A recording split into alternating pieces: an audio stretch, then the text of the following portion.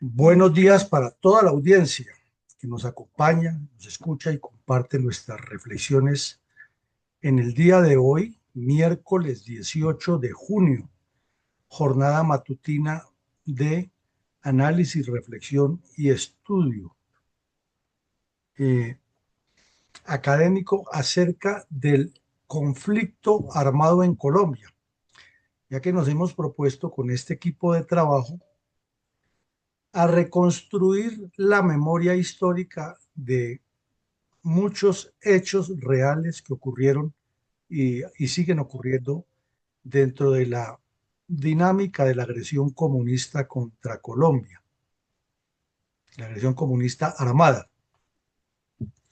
Hoy vamos a revivir aquí, a traer al recuerdo de los oyentes una y de las tantas historias que pasan como desapercibidas porque la misma cantidad de hechos simultáneos y en otras regiones del país hicieron que las cosas como que se olvidaran.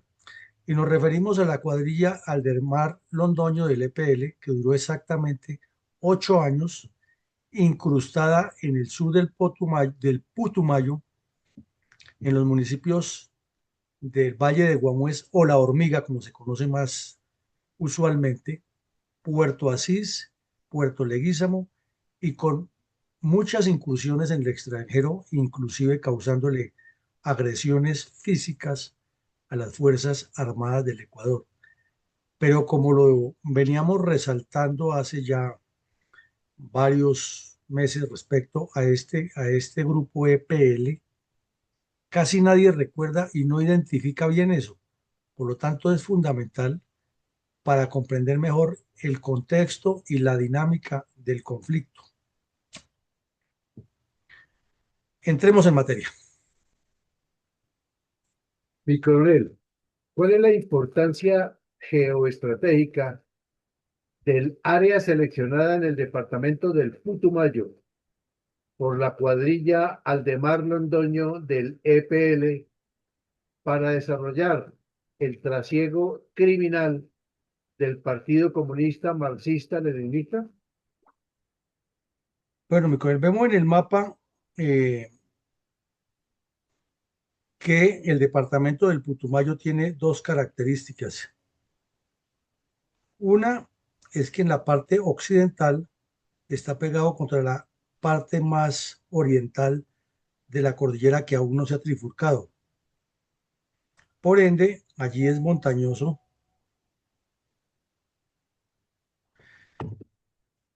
es más montañoso y va descendiendo hacia la selva amazónica, donde hay demasiados ríos, tanto provenientes de la cordillera como nacederos que se van formando debido a la boscosidad y a la humedad de la selva tropical, y que está rodeado o está separado o limitado, como se quiera decir, por norte y sur por tres grandes ríos, el San Miguel, el Putumayo y el Caquetá, y que tiene dos líneas rectas arbitrarias en las cuales Colombia pierde un tramo de territorio, lo vemos aquí,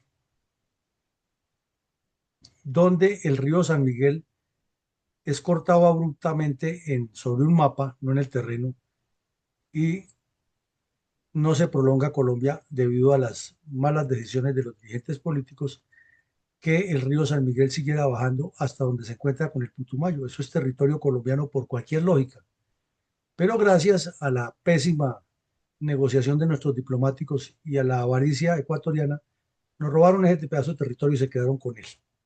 Entonces, ese punto que vemos ahí, esa línea recta, que es territorio que no es separado por ningún río ni por ninguna corriente de agua, permite que cualquier grupo delictivo que se instale en esta zona, en los municipios de Puerto Asís y el Valle de Guamués o La Hormiga, pueda pasar a territorio ecuatoriano muy hacia adentro, vía terrestre por la selva, o pueda tomar el río San Miguel, que ya es binacional por el error de cálculo de nuestros diplomáticos, y seguir luego por el Putumayo abajo hacia los límites de Perú y Ecuador y Colombia en esta frontera trinacional. Eso es importante conocerlo. Por demás, toda esta zona, en la medida que uno se avanza hacia el suroriente del Putumayo, aquí, como la vemos, bastante boscosa, ha sido descuajada la selva y utilizando esos ríos, ha sido utilizada como la retaguardia estratégica del narcotráfico que, por razones obvias, le financia la guerra a los grupos terroristas. Y en el sector de Puerto Leguízamo y La Tagua, es la zona más angosta, el gobierno nacional construyó una carretera que salió costosa, pero que tiene un valor geoestratégico fundamental, porque une los ríos Caquetá y Putumayo, haciendo que Colombia pueda entrar rápidamente al Perú. Si hubiera una buena carretera bien hecha y desde Florencia, bajando en línea recta, prácticamente cruzaría el Putumayo y habría una frontera binacional terrestre importante con el Perú. Pero bueno, eso es tema de otro hablar. Y el departamento del Putumayo igualmente, entre los ríos Caquetá y Putumayo, más adelante tiene otra línea recta imaginaria que no tiene ninguna explicación, en la cual se separa los departamentos de Amazonas y Putumayo dentro de la selva de manera imaginaria. Por ende, para cualquier grupo terrorista que se instale en esta región, en el sur del Putumayo, tiene toda esa zona abierta para moverse. Tiene salida al Caquetá, salida a Nariño, salida al Cauca, salida al Huila y proyección hacia la Amazonía y al norte de la Orinoquía. Eso, a grandes rasgos, es la importancia de esa zona que, como vemos, está ubicada en la parte centro-sur del país y es trifronteriza: Ecuador, Perú y Colombia. Además que si sube la cordillera y desciende, ya sería multifronteriza porque saldría al Océano Pacífico por el departamento de Nariño.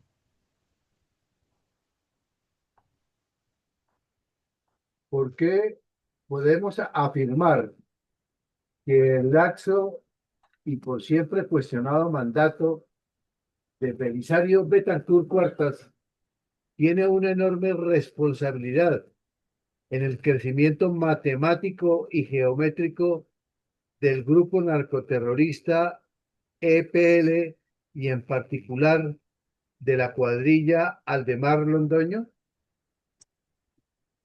Bueno, el señor Belisario Betancur cometió una cantidad de errores que son muy largos de analizar y necesarios de poner en contexto para entender mejor lo que ocurría. Estamos hablando del año 1981 para irnos un poco hacia el Putumayo y contextualizar todo esto. En 1981, el M-19, que se había entrenado en Cuba y que había desarrollado un plan estratégico en coordinación con las narcodictaduras de Cuba, Panamá y Nicaragua para mover una gran cantidad de narcotráfico, optó por instalar cuadrillas en las zonas selváticas de Caquetá y Putumayo. La tercera brigada del ejército reaccionó muy bien en el Putumayo y Nariño. Y prueba de eso es que en una persecución muy bien hecha por el Grupo Cabal, en dos grandes operaciones, en la primera les decomisó todo el cargamento de armas que habían entrado por Nariño hacia el Putumayo. Y se lo decomisaron por la audacia de un funcionario de las aduanas, los resguardos departamentales, que entró en sospecha que el cargamento de armas venía camuflado en un camión cargado de chontaduros. Y resulta que lo que ocurre en esa región es todo lo contrario. Los chontaduros salen desde el Putumayo hacia el resto del país. No entran chontaduros al Putumayo. Entonces, cuando fueron a revisar la carga, el vehículo venía cargado con chontaduros. Eso les causó la sospecha. Corrieron las cajas y miraron, y debajo de las cajas de chontaduros venía un gran cargamento de armas. Ese episodio nos lo contó aquí el general Javier Fernández ya hace un par de años. La segunda fue que la columna que entró por el sur de Nariño y se movió hacia el Putumayo fue localizada también por la tercera brigada, inclusive por la escuela de suboficiales, que eran alumnos, y cuando se produjo la exitosidad en la primera parte de la persecución, no les quedó otro camino que pasarse la frontera allá por ese sitio que acabamos de ver hacia el Ecuador.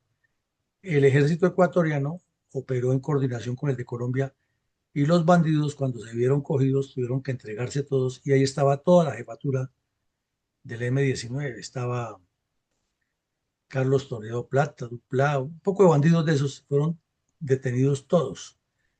Entonces, las estructuras que han sembrado en el Caquetá, como la de Chalita y todos los que hemos mencionado, siguieron dedicados al narcotráfico, pero el Putumayo quedó únicamente en la zona sur y centro con narcotráfico, especialmente desde los ríos Piñuñas hacia el suroccidente, suroriente. Y ahí viene la razón de la cual, por qué Belisario Betancur tiene que ver con esto. En esas elecciones, este sujeto comenzó a hablar de que él tenía la llave de la paz, igual que todos los habladores. Parecía hermano menor del ayatolá de Irán. Y hablaba el señor Belisario hasta por los codos, y cuando subió a la presidencia, produjo una amnistía que sacó a todos los bandidos de las FARC, el EPL, el ELN, de todos los pecados que tenían y hasta los indultó. O sea que no solamente les concedió la limpieza de los expedientes, sino el perdón total a la cantidad de crímenes tan atroces que ya habían acumulado. En ese ejercicio de que se reunían todos y que el ELN decía que no participaba, que las FARC sí, que el M-19 también, que el EPL, que creaban la primera coordinadora guerrillera, que hablar con los indios del Cauca, que también tenían sus cuadrillas, que hablar con otros grupos, que como el EPL ya ha tenido una cantidad de disensiones, tratar de unirlos, etcétera, etcétera. El M-19 hizo un pacto en la sombra con las FARC y con el EPL, de lo que tampoco nos habla el curita de Rux, y hacen un acuerdo que el EPL crezca en varias zonas del país de la mano prácticamente con el ELN y las FARC, porque las FARC acababan de trazar la séptima conferencia y consideraban que necesitaban lo que ellos llaman un acumulado de fuerzas, es decir, que todos los bandidos se fueran uniendo a un grupo que fuera encabezado por las FARC y seguían de paso el ejemplo de lo que ha pasado con el Frente Sandinista de Liberación Nacional en Nicaragua, donde se han unido todo el AMPA comunista nicaragüense en un solo grupo, o lo que estaba haciendo ya en ese momento en El Salvador, donde todo el AMPA comunista se unió en un solo grupo que llamaron Frente Farabundo Martí para la Liberación Nacional. ¿Ya? La idea era la misma. Entonces aquí a Jacobo Arenas se le ocurrió la brillante idea de denominar la campaña bolivariana por una nueva Colombia. Ahí está el secreto. Entonces de esa manera comienzan a integrarse esos grupos y en el caso específico del Putumayo, envían una cuadrilla de bandidos que asume el nombre de un bandido que se llamaba Aldemar Londoño. ¿Quién era ese delincuente? Ese era un delincuente que fue en sus años 50 y 60 uno de los mejores estudiantes de medicina de la Universidad del Valle. Pero desde su juventud se le metió el virus del comunismo en la cabeza y desde que salió de la universidad se dedicó a ser médico de cuanto bandido existía. Fue médico del MOEC, fue médico del Alfar, fue médico.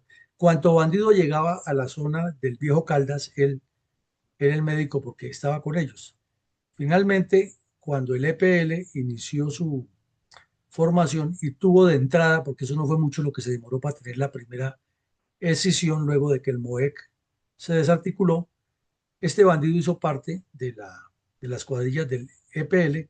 La mamá era desafiante, hablaba muy bien, tenía una buena formación comunista.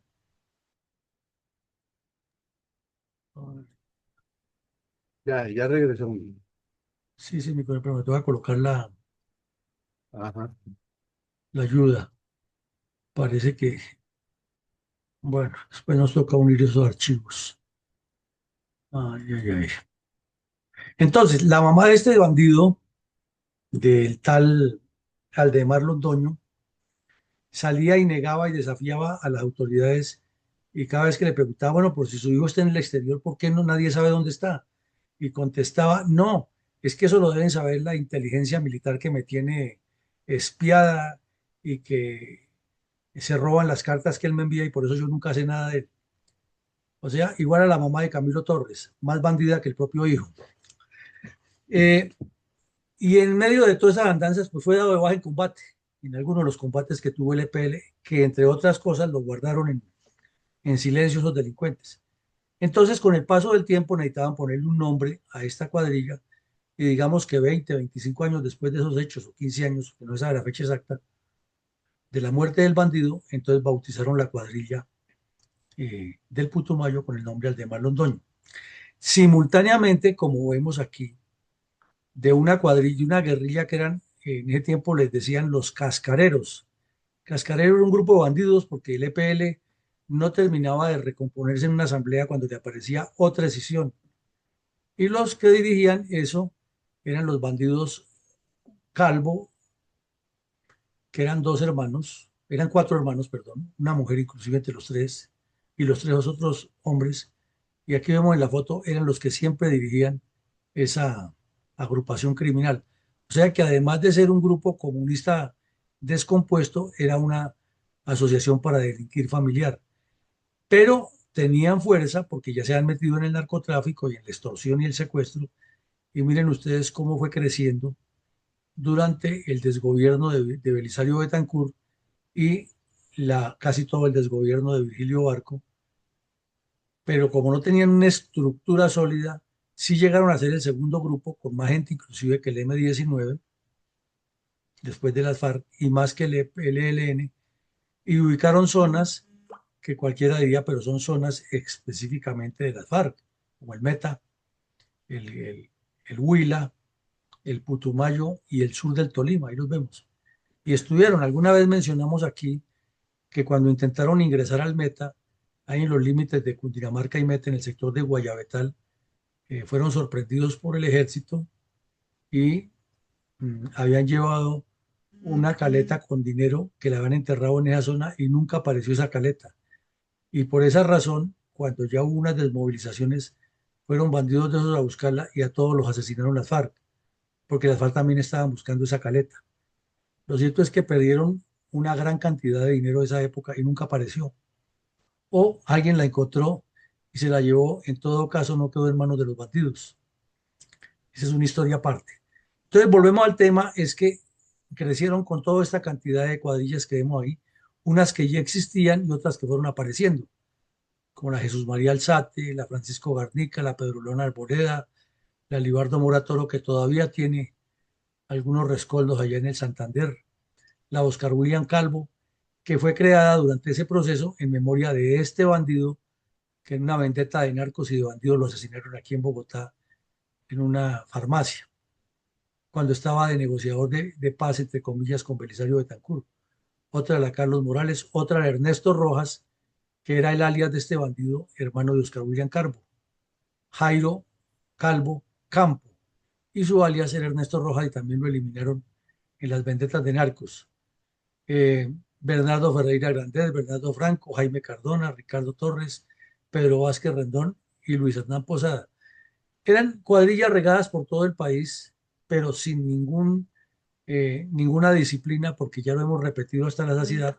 El EPL fue indisciplinado y tuvo 14 y ahora con la que está ocurriendo en Santander, en norte de Santander, 15 escisiones. Es una historia larguísima. Y obviamente esta cuadrilla, como ya lo veremos más adelante, la Aldemar Londoño no fue la excepción. Y coronel, ¿cómo se suscitaron los pasos para la integración de la cuadrilla narcoterrorista Aldemar Londoño del EPL? Bueno, mi coronel, hagamos un breve resumen aquí para entender cómo fueron los pasos o ese día a día o ese itinerario de esa cuadrilla en el Putumayo. Ya lo decíamos brevemente en la introducción, durante los diálogos de paz con el débil, laxo e irresponsable desgobierno del señor Belisario Betancur, hubo muchos acercamientos multipartita. FARC con EPL, EPL con M-19, M-19 con FARC, EPL con narcotráfico, FARC con narcotráfico, M-19 con narcotráfico, narcotráfico con los tres en grupo y por aparte. porque es coincidente, ya lo hemos explicado reiteradamente, el primer grupo criminal terrorista de izquierda del Partido Comunista que se une con el narcotráfico es el M-19. Y el segundo que lo hace son las FARC, por medio de un bandido que le decían Argemiro, que se movía entre la Uribe y el Guaviare. Y ese bandido llega a la zona donde ya Rodríguez Gacha había montado unos laboratorios y comienza unas extorsiones, un intercambio y se van matando entre sí. Por eso, en la sexta conferencia en el año 78, cuando le dicen a los cabecillas de las FARC, el tipo llega a la conferencia como el bandido rico. Los demás llegan con lo que el Tornillo Lozada y Pablo Catatumbo y José Fedor Rey le llevaban en rama a Jacobo Arenas de producto de los secuestros y las extorsiones o los atracos a mano armada en cualquier parte del país, que era mucho dinero. Llegaban era con cuentas por lo general, porque era lo que le han entregado a esos bandidos a lo largo del año. Pero este no llegó solamente con cuentas, sino con costalados de billetes y en dólares a esa reunión. Entonces Jacobo Arenas inicialmente, o por lo menos para dejarlo escrito en la historia de las FARC, se las tiró de digno y dijo, no, eso no lo puede aceptar, la revolución no puede recibirle un peso a los narcos, son enemigos del pueblo. Entonces ya lo entraron a analizar y dijeron, no, pues, ¿cómo lo vamos a rechazar si es que ese es el paso fundamental? Entonces ya las FARC vieron que la posibilidad era avanzar hacia la toma del poder con un ejército de 36.000 hombres y para eso sí o sí tenían que cooptar a los demás bandidos. Entonces aprovechan la estupidez de Belisario Betancourt, hacen la séptima conferencia, trazan ya el plan para tomarse el poder, que fue la campaña bolivariana para una nueva Colombia, y recurren esencialmente al narcotráfico y permiten que esas cuadrillas vayan llegando a las zonas que ellos tienen predeterminadas. Y por ejemplo, en el caso del Putumayo, las FARC no eran fuertes en ese momento. El M-19 ha llegado a ocupar la zona del FUPAC, Frente Unido Putumayense de Acción Guerrillera, que había intentado formar el tal Cartagena, que se ha escapado de las FARC. Entonces lo mejor era que estuviera un grupo afín y por eso se crea el, la cuadrilla Aldemar Londoño. Eso hace que en el año de 1982, 83, ahí en ese interregno en que Belisario Betancur andaba arrodillado con esos bandidos y todos viajaban a Casa Verde, todos los bandidos de cuello blanco iban allá a que los vieran en la foto con tiro fijo. Entonces era una reunión de bandidos de todas las pelambres allá. Y se produce el relevo ya, el M-19 se repliega totalmente del Putumayo hacia el Caquetá y la zona le queda al EPL y las FARC. Inclusive el ELN también intenta ya meterse, pero más adelante. Hacen una repartición de áreas, EPL-FARC, porque tenían cierta coincidencia, ¿no? En el tema de que ambos han sido formados por el Partido Comunista. Con el M-19 había siempre la diferencia que era una disidencia de las FARC y que había unas corrientes mucho más liberales dentro del M-19. También eran comunistas, pero no del partido, sino por mentalidad que no estaban de acuerdo con el partido. Esa era la diferencia. Pero se repartieron las áreas, que era lo que le interesaba. Pero, pero tiene un pero, que Pablo Escobar y el mexicano ya habían visualizado desde el inicio del cartel de Medellín el Putumayo y de hecho en esa zona centro-sur tenían también sus centros de producción de coca y sus laboratorios y los cultivos. Entonces apareció un grupo que se llamó Muerte a Secuestradores, que fue consecuencia, grupo terrorista, criminal, delincuente, bandidos, que fue consecuencia de el secuestro de una de las familiares de los Ochoa, de unos familiares de los Ochoa, y la retaliación fue terrible contra el M-19, pero ese grupo nació y desapareció rápido. Lo que pasa es que el mexicano sí tenía sus bandas armadas y él envió esas bandas allá al Putumayo a defender el control de la producción de la coca. Y los bandidos de todas las pelambres comenzaron a llamar macetos o más a cuanto bandido pertenecía al cartel de Medellín y desafortunadamente los historiadores como el señor de Rux les dieron esa connotación, pero eso no fue cierto. El verdadero más, el único más que existió, fue el de que organizó Pablo Escobar en Medellín para matar a los secuestradores de la familia Ochoa. No hubo más. Pero de ahí para allá, a cuanto bandido se aliaba con el cartel de Medellín o le daba duro a la guerrilla, lo llamaban macetos. Es importante hacer esa claridad. E inclusive el cura de Rux, que escribió un pasquín a varias manos, financiado por el gobierno nacional de la época, por el Plan Nacional de Rehabilitación y el Consejo de Superación de la Violencia, se inventaron esa vagabundería. El curita se ganó de esa época otra cantidad grande escribiendo un pasquín que llamaban Pacificar la Paz. O sea que ese curita le viene haciendo daño al país hace rato y nadie se da cuenta. Y ahí cuenta parte de esta historia, pero lógicamente acomodada a que los malos son las fuerzas del Estado y los narcos, y en cambio los bandidos son ángeles, arcángeles caídos del cielo. Y aquí estamos demostrando lo contrario, que todos esos bandidos son iguales de malos. Entonces, cuando ya se asentaron y comenzaron a tener dinero del narcotráfico, hubo nuevas pugnas y divisiones internas dentro del EPL.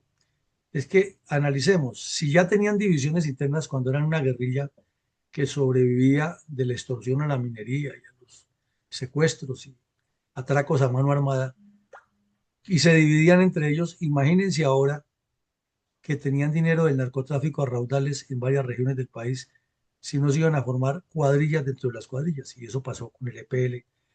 Y es otra de las razones por las cuales ese grupo terrorista tuvo tantas divergencias. Entre ellos el ilustrísimo analista político León Valencia. Claro que él le pasa lo de Petro. Él nunca participó en nada, fueron los demás. Eh, y así, en todo ese entorno, fueron pasando los años hasta que en el año 90, cuando viene la constituyente, tienen otra división interna del EPL y terminan una gran cantidad de bandidos de esos negociando la paz.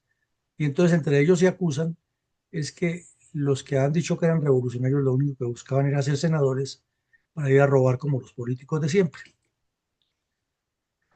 De ahí para allá, el EPL, lo que quedó de los rescoldos del EPL, se volvió definitivamente una cuadrilla de narcotraficantes. Y es lo que constituye actualmente. Entonces, con el Plan Nacional de Rehabilitación y la Consejería de Social de Restauración y todos los cuentos que se inventaba el curita de Rux y todos sus cómplices, firmaron el acuerdo con Gaviria y viene el proceso de cómo se desmovilizó esa cuadrilla, que es otra historia bien larga. Porque de esa cuadrilla, que eran 200 bandidos, pidieron pista para concentrarse ya en el gobierno Gaviria, viendo la constituyente encima, muy cerca a Florencia, perdón, muy cerca a Mocoa, en un sitio que se llama El Pepino, porque por ahí cruza el río Pepino. Entonces ese punto lo llaman ahí El Pepino, que está sobre la carretera Mocoa-Villagarzón. Ahí se concentraron y el ejército tuvo que retirarse de la zona para que los bandidos se concentraran. Pues, oh sorpresa, de los 200 que estaban contabilizados por la jefatura del EPL, ya no llegaron sino 70 al sitio. Los otros 130 se declararon en rebeldía y se integraron a las cuadrillas del mexicano, otros se fueron para las FARC y otros montaron su propio negocio de narcotráfico. O sea, otra decisión de las tantas decisiones que han tenido. De esos 70, estando concentrados ahí, de la noche a la mañana se desaparecieron 35 y se fueron todos para las FARC y para el narcotráfico en el Putumayo, jalados por los 130 que ya se han quedado. Y los otros 35, entonces ya el gobierno nacional, en una decisión audaz que consideró el señor Pardo Rueda, que era el estratega de la jugada, los trasladaron para una zona en el departamento de Risaralda, donde estaba concentrada una cuadrilla del EPL. Les pusieron helicópteros oficiales, los bandidos felices porque por primera vez montaban en helicóptero y llegaron allá y luego pues se distribuyeron en cuadrillas de narcotraficantes y bandidos y atracadores y secuestradores, todo lo que ha hecho esos delincuentes en Colombia.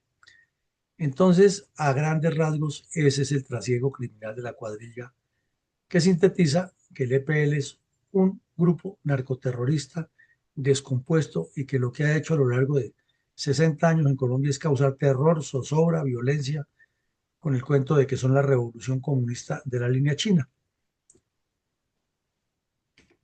¿Cuál fue la acción narcoterrorista de la cuadrilla Aldemar Londoño del EPL en territorio ecuatoriano contra los soldados del vecino país? Bueno, pues ahí en esa zona fronteriza que describimos ahora, metieron una gran cantidad de cultivos del narcotráfico. Y el EPL se adueñó de esa cuadrilla Aldemar Londoño de toda la mm, región. Resulta que en una incursión al Ecuador, el ejército ecuatoriano mm, se estaba moviendo por la zona y los había sacado corriendo varias veces. Entonces decidieron realizar un asalto terrorista contra la base militar de Chucumbí. Y esa base militar de Chucumbí pertenece o es del ejército ecuatoriano. Estos bandidos asaltaron la base, asesinaron a varios soldados y causaron zozobra en la región.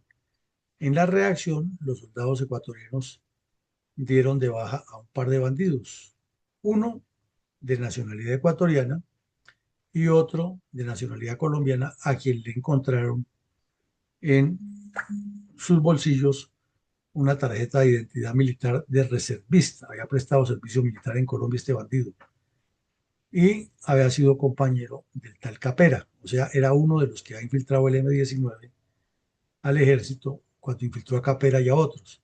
Y este delincuente se había vinculado primero al M-19 y luego al EPL. La persecución siguió, pero otra célula, mientras tanto, había como un campamento del Ministerio de Obras Públicas haciéndole mejoras en la zona a la carretera, porque como es bajando la cordillera, llueve muchísimo, se inunda, y en ese tiempo esa carretera era sin pavimentar, entonces se afectaba muchísimo cada vez que llovía. Y aún se sigue afectando porque es una zona muy difícil. Ahí tenían 50 cajas de dinamita para hacer una remoción de terreno y cambiarle la línea de construcción a la carretera a ver si se evitaba ese problema. Los bandidos entraron por asalto y se robaron ahí en el sector del Pepino cerca de 50 cajas de dinamita, una gran cantidad, y luego huyeron para la selva, pero antes de huir se robaron los radios que tenía la caja agraria en el sector para facilitar la comunicación de las entidades del Estado en la zona. Entonces, además quedaron con radios de comunicación propios de buena potencia.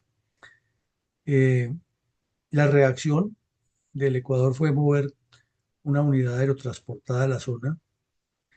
El ejército colombiano envió tropas de los batallones Boyacá, Cabal y Pichincha y hubo varios encuentros, varios enfrentamientos en los cuales no se pudo probar que hubiera bajas de ningún lado.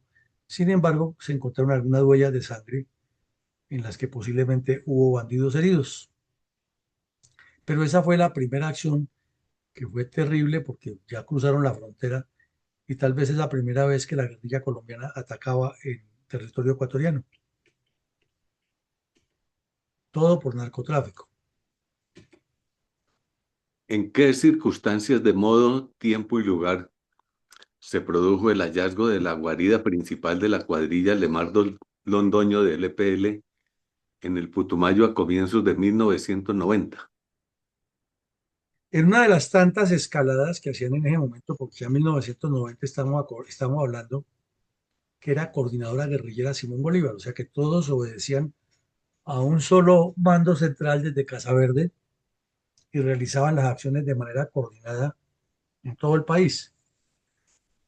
El ejército pues estaba completamente volcado en operaciones en todo el país también. Entonces en el Putumayo se tenía la información de un campamento no tan lejos del sitio del Pepino, donde se han robado las cajas de dinamita. Y hay una vereda que se llama Portugal, en Puerto Asís, que cruzando la selva no es tan larga la distancia, el problema es la cantidad de caños y ríos y la lluvia y el clima, lo que demora cualquier aproximación. Pero en esa vereda encontraron el campamento principal de estos bandidos. El ejército entró con todo, pero se alcanzaron a volar. Y se alcanzaron a volar porque tenían prevista otra acción terrorista. Pero pues ahí se encontraron una cantidad de armas, de municiones, de alimentos, de medicamentos, documentos. Todo eso lo tenían hasta plaza de armas, área de entrenamiento, eh, alojamientos que eran construidos con caña y con guado y con madera de la zona y plásticos. O sea, lo que se notaba era que los bandidos habían salido y dejaban el sitio para regresar porque lo consideraban seguro. Hasta allá llegó el ejército y les descubrió eso. Eso fue a principios de abril del año de 1990, cuando ya los cabecillas estaban dizque, en conversaciones con el señor César Gaviria para poder entrar a la constituyente.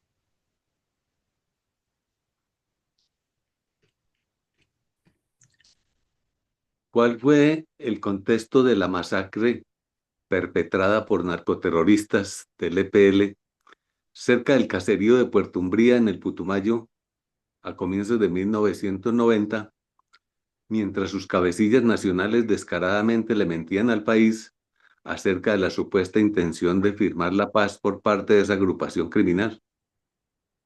Pues en Casa Verde estaban reunidos los cabecillas. El señor Álvaro Leiva Durán viajaba, venía, iba y analizaba todo y era el estafeta de los bandidos. Y ellos ordenaban a menudo, casi semanalmente, oleadas terroristas y el desgobierno de Virgilio Barco, carente de carácter, en lugar de ordenar bombardear a Casa Verde, no estaban todos reunidos y era fácil eliminarlos. Entonces hablaba de que había que intensificar la paz. Entre tanto, Pardo Rueda, José Escobar y otra conciliábulo de mediocres iban y venían y hablaban de paz y se reunían con ellos y que estamos en el proceso. Y entonces ya se promovía la séptima papeleta para las elecciones del 90. Era un carnaval Colombia en ese momento. Eh, en una de las ofensivas simultáneas hubo ataques en Antioquia, en el Meta, en el Huila, en el Caquetá, pero la que nos compete en este momento analizar es que en el Putumayo, para que una persona fuera a ser juez de allá, se necesitaba ser muy valiente, porque eso era sin Dios ni ley, y no contaban con mayor protección solamente la que le pudiera prestar la Policía Nacional a esos jueces para moverse de un lado a otro. Todavía una muchacha muy joven que había terminado su universidad y estaba trabajando como juez de instrucción criminal allá en la región. Y tenía que moverse, ya que no en todos los municipios había juzgado, tenía que moverse de un municipio a otro para eh, trabajar en la sustanciación de los procesos y averiguar lo que allí ocurría. Ellos dependían inclusive del Tribunal Superior de Nariño. Era muy, muy débil la presencia institucional de la justicia en la zona. Entonces, esta señora salió a cumplir una diligencia, pero obviamente en los sitios donde ella iba a llegar se conocía porque pues, era parte del proceso penal contra los delincuentes que estuvieran siendo investigados. La esperaron a la orilla de una carretera, dinamitaron la vía, la asesinaron a ella y a los tres policías que la acompañaban, los remataron a tiros, le robaron las armas y le prendieron candela a los documentos que ella llevaba. La señora llamaba Elisa Rosas Rosas. Fue un crimen horrible, asqueante, pero se pone aquí como ejemplo entre los más visibles, porque es que resulta que el cura de Rux escribió un pasquín que se llama Pacificar la Paz, financiado por el gobierno colombiano y como parte de lo que decíamos ahora, del Plan Nacional de Rehabilitación que gastó una tonelada de dinero y un grupo que llamó la Comisión de Superación de la Violencia, que fueron un poco de parásitos que fueron a recibir dinero del Estado para producir dizque un informe en esa época también de la verdad. O sea, el curita de Ruz lo tiene por deporte hacer comisiones de la verdad para vivir sabroso de los impuestos de los colombianos y legitimar bandidos. Entonces, en su pasquín ni siquiera menciona este caso siendo tan atroz y simplemente se refiere a que todo el tiempo el narcotráfico creció por culpa del Estado, que la policía se alió con no sé quién, que los bandidos se movían por allí, pero lógicamente él llama bandidos a los de Rodríguez Gacha. No nombra a los bandidos del EPL ni las FARC ni el M-19. Y tampoco menciona este caso tan atroz que fue tan conocido, ni mucho menos el ataque de, la, de los bandidos del EPL a la base militar ecuatoriana. Entonces, como vemos, con los propios recursos de los colombianos se ha torcido la verdad, por eso hoy ponemos la cotejación e invitamos a los oyentes a que lo corroboren con hechos, a que miren los archivos periodísticos de lo que realmente ocurrió o los archivos militares que deben estar en el Archivo General del Ministerio de Defensa, que están los informes de todo lo que ocurrió, y el reporte de la supuesta verdad del conflicto que hizo el curita de Rux con otros parásitos en su momento, que no menciona ninguno de estos hechos y termina diciendo que el EPL es una maravilla. Podemos analizar brevemente por qué el fenómeno de las disidencias entre terroristas arcó la ruta criminal del EPL desde su nacimiento en 1967 hasta el día de hoy. Claro, es que vemos aquí que el EPL se funda en el 67, pero no haya cumplido 3 años de accionar criminal ya y de estar destruyendo el país, cuando ya aparecieron dos escisiones, una que llamaron la Liga Marxista-Leninista y otra que llamaron el MIR Marxista-Leninista. Y de ese MIR nació el PRT, y eran dos escisiones más.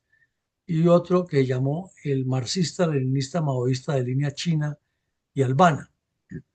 Luego salieron la línea proletaria y el comando Pedro León Arboleda.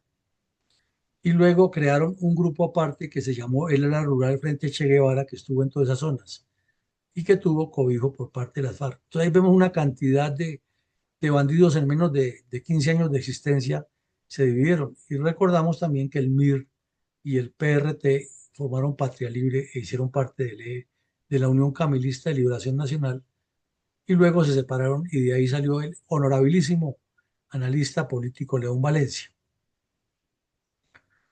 Luego, cuando ya se entregaron algunos con todas las connotaciones que estamos hablando, por ejemplo, la del Putumayo, que estando reunidos se volaron 165 bandidos para unirse al Alfaro para meterse al narcotráfico en el Putumayo, y que los otros 35 los trajeron a Risaralda y terminaron integrados a las bandas de secuestradores del centro del país y atracadores y narcos, y se unieron al cartel de Cali, etcétera. Eh, o al cartel de Medellín como Don Berna, que ha sido del EPL y terminó siendo del cartel de Medellín. Entonces ocurrieron los diálogos de Tlaxcala en México y ahí fue cuando secuestraron y torturaron en cautiverio al exparlamentario argentino Durón Quintero y se les cayó la vuelta, como dicen los bandidos, porque se acabó ese proceso de paz y ya los pocos que quedaban comenzaron a dividirse porque estaban presentes en zonas de narcotráfico. Eh, la atracción que les ejercía Marrano Mono Bernardo Gutiérrez, que ahora era embajador de Colombia hasta en el Vaticano, fue miembro del cuerpo diplomático, al lado de Petro en Europa y otros bandidos.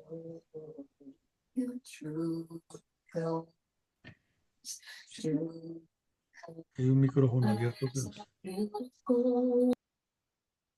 Bueno, entonces se dividen estos delincuentes, causan los daños que son, y de ahí nace otro grupo terrorista del EPL, que lo llamaron dizque los comandos Ernesto Rojas, que eran del EPL, pero diferentes a los demás. Estuvieron haciendo algunas acciones urbanas y la misma guerrilla y los otros grupos criminales los fueron eliminando hasta que decidieron entregarse ante el gobierno nacional. Eh, Después buscaron a unirse a Pablo Escobar, pero como lo rechazaron, entonces se han aliado con los Pepes, que eran los de los hermanos Castaño, y buscaban asesinar a Pablo Escobar.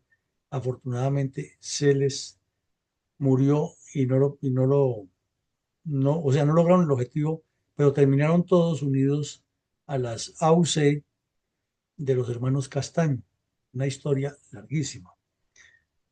En medio de ese enredo, otras disidencias que han nacido como el Frente Bernardo Franco y la cuadrilla Elkin González en el oriente antioqueño también se entregaron porque los perseguían los hermanos Castaño. Ya después de que se entregaron, algunos se unieron a los hermanos Castaño y otros se dedicaron a la delincuencia común en Antioquia. Posteriormente, tras la captura de Caraballo, apareció otra escisión que le encabezaba un bandido que le decían el Nene, eh, que se dedicó a secuestrar, asesinar y narcotraficar entre Santander y norte de Santander y Cesar. Finalmente también pues, fue golpeada esa estructura. Luego aparecieron el grupo de Megateo en el norte de Santander y ese grupo fue combatido hasta cuando el ejército dio de baja al tal Megateo y ahí fue cuando aparecieron otros dos que mencionamos hace unos días, con los cuales el EPL ya definitivamente es un grupo dedicado al narcotráfico que tiene un control territorial en norte de Santander, un trasiego grande y obviamente la cuadrilla que estamos mirando hoy, la Aldemar Londoño, no es la excepción sino la regla. ¿Podríamos decir entonces que desde su aparición el EPL estaba condenado a su autodestrucción? Sí, desde su nacimiento, desde su aparición, ese grupo criminal estaba condenado a su autodestrucción porque recordemos que surge del MOEC. El MOEC se convirtió también en un grupo de descompuestos al que se unieron de todas las pelambres, terminaron unidos con unos bandidos de por allá del valle, de un tal Aguililla, del cual hemos estudiado varias veces aquí su trasiego.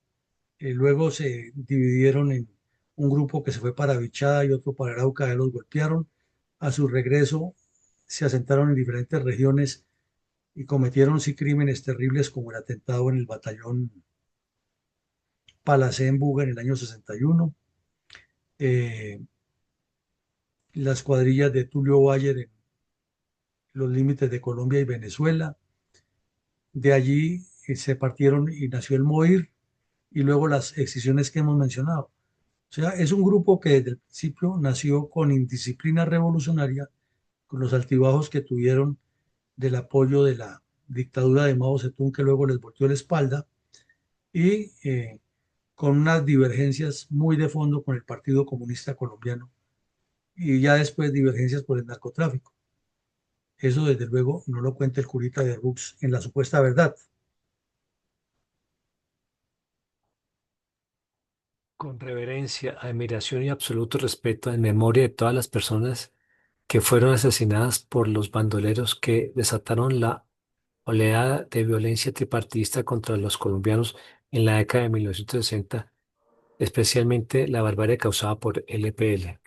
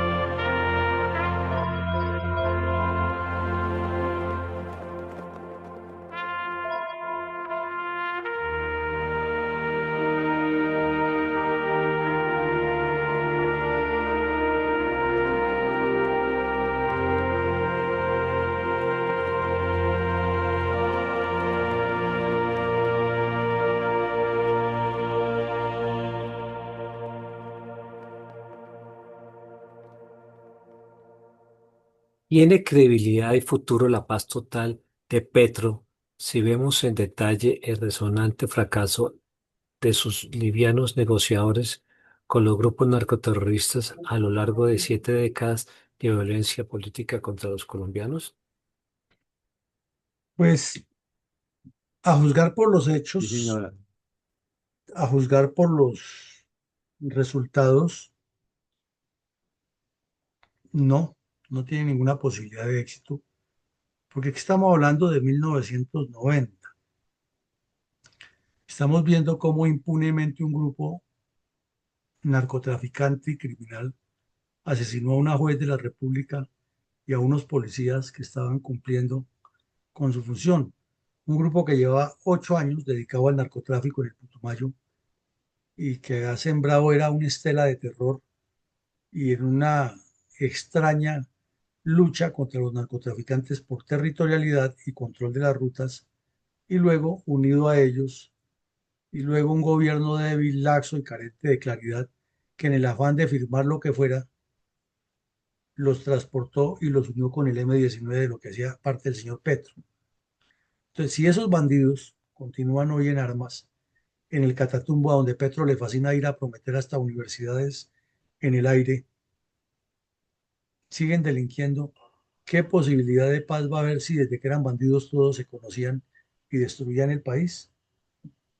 Ciotti Patiño, que es el jefe de las comisiones de paz, Vera Grave, que también es parte de esas comisiones, y otros delincuentes del M-19 hacen parte de la estructura ahora del Estado para negociar con ellos. En esa época se reunían a planear cómo destruir al país y cómo financiarse con la droga y con todas esas acciones criminales. Eran cómplices y amiguis. Ahora, los que están en el gobierno, ¿qué capacidad van a tener de convencerlos si es que el negocio es redondito y los unos y los otros lo saben? Por ende, eso es imposible, es una utopía y es un engaño. Adelante, mi coronel, con el comentario.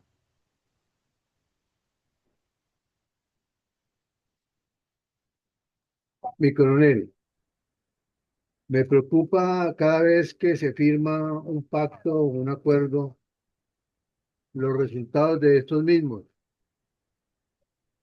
Por lo general son pactos que se firman para cumplimiento bilateral, pero en verdad quedan solo de cumplimiento unilateral.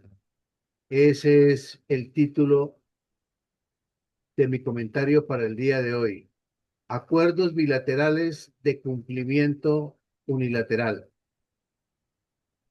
Hoy veremos otra de nuestras hermosas y, por decirlo así, regiones que conservan naturaleza silvestre y selvática provenientes de culturas indígenas sobre la llanura amazónica, con algunas montañas y, eso sí, bosques tropicales, rica variedad aprovechada por los grupos narcoterroristas para escabullirse de la persecución de la fuerza pública y o esconderse o camuflar sus acciones ilícitas.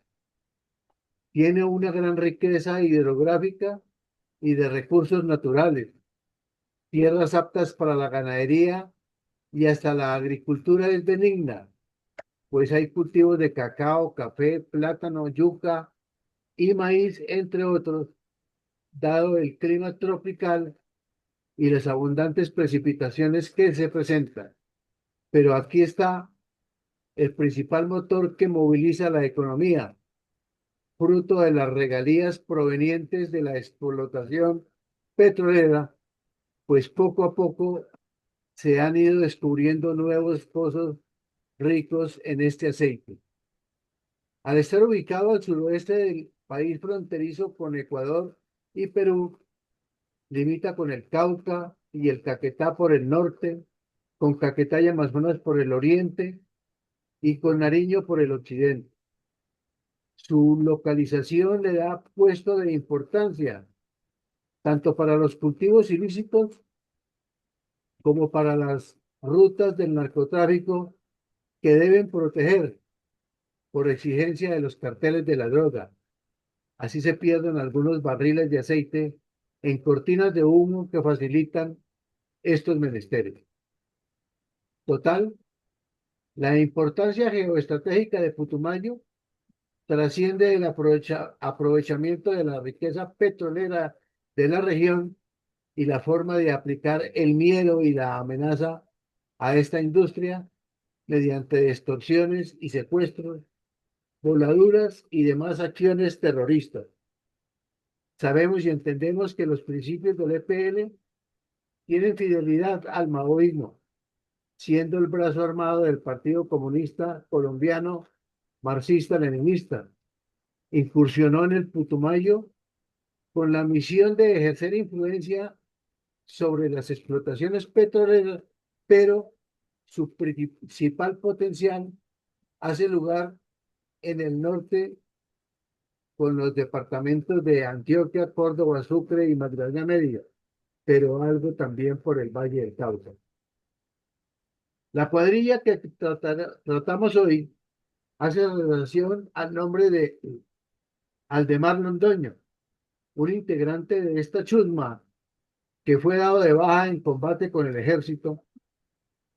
Partía de la base de organizar las denominadas juntas patrióticas en las zonas rurales, que le sirvieron de base para su accionar terrorista e implementar el modelo socialista por un cambio social y político en el país. Sus actos criminales y sanguinarios enredan asesinatos, extorsión, secuestro, desaparición y reclutamiento de menores forzados, terrorismo, abigeato y lavado de activos, debiendo destacarse dos aspectos importantes.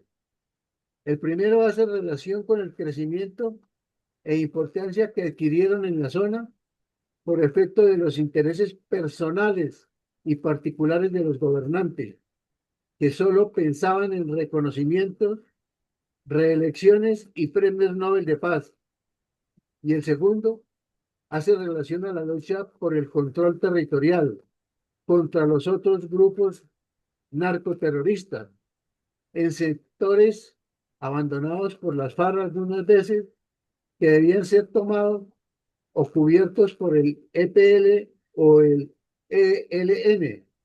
Esto origina una pugna que en algunas partes incluye a las AUC para efectos de pelearse entre sí, incluyendo especialmente en los procesos de desmovilización a los que querían en verdad dejar las armas y dedicarse a trabajar honradamente. Fueron muchas las matanzas y asesinatos que se presentaron en este particular, cuando estaban ya inermes, muchos, a todas, o todos, o casi todos, desconocidas para mentirosos y arreglados informes de la verdad, como el del sacerdote de Ruth. Esta cuadrilla tuvo la osadía de asaltar un puesto del ejército ecuatoriano en Chucumbí, asesinando 5 soldados y un antisocial, al igual que los registrados recientemente, aunque lo niegan, al parecer fueron los comandos de frontera de las FARC, que emboscaron una patrulla del ejército ecuatoriano que estaba combatiendo contra la minería ilegal en la Amazonía ecuatoriana, dejando un saldo de 11 militares asesinados.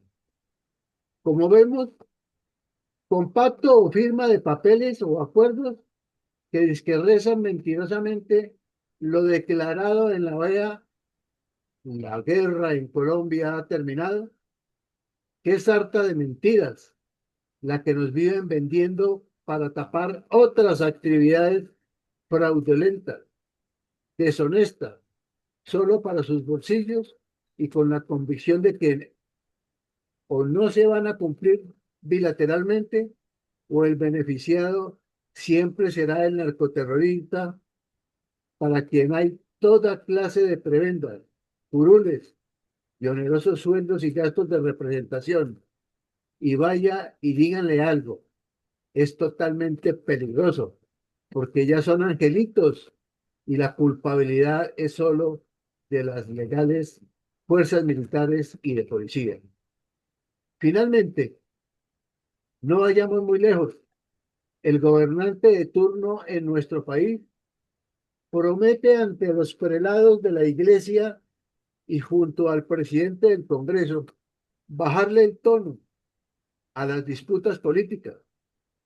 Y en menos de 24 horas, el que debe preocuparse por brindar seguridad de los gobernados vuelve a armar la palabra, incumple y hasta llama al desorden a nombre del pueblo, configurando acciones ilegales camufladas dentro de las legales. Siendo así, ¿qué podemos esperar de los demás? El que también es pueblo, jamás llegaremos a concretar algo. Muchas gracias, mi coronel Villamarín.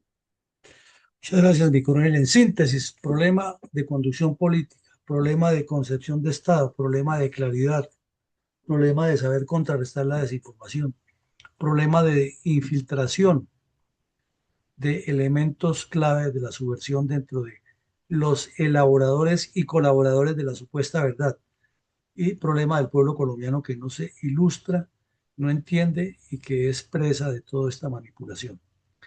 En la noche de hoy continuaremos con otra actividad académica de nuestros ejercicios permanentes y los invitamos a que también mañana vengamos a al nuevo episodio del 784 de la memoria histórica aún no contada del conflicto armado en Colombia. Un feliz día y que Dios nos siga bendiciendo y acompañando a todos. Buen día para Gracias, todos. feliz día para todos. Bueno, mi coronel.